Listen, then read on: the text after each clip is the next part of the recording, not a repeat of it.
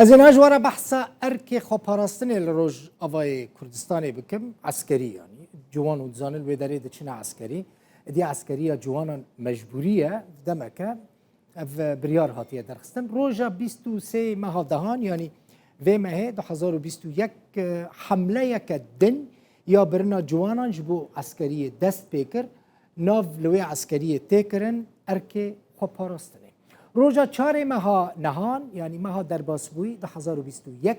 بریارا رقم 3 نمره 3 در کتبو الگوری و بریاره جوانین که حتی سال 1998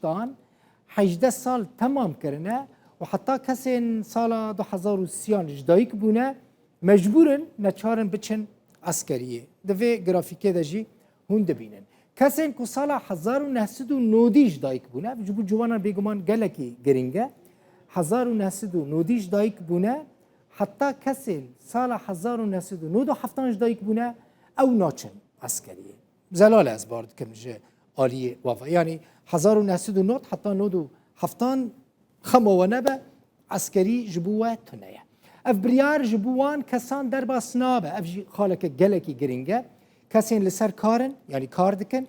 کسین یانجی کسین جناوا حسده جناوا یپگه جناوا آسایشه جناوا هزین دیسیپلینا عسکری انضباط عسکری جرد بیجن کسین که جناوا وان هزان رویانه اف بریاره که درکتیه جبوان در باس نابه یعنی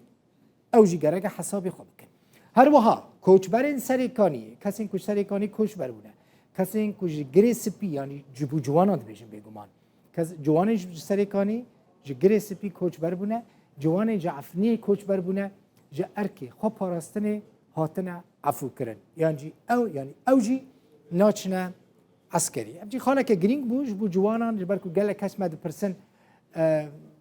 کی مجبور هر عسکری کی نچاره نچه عسکری اوانا دی دیار بوش چه ساله حتی چه سالش دایک بونه کی ده چه عسکری کی نچه عسکری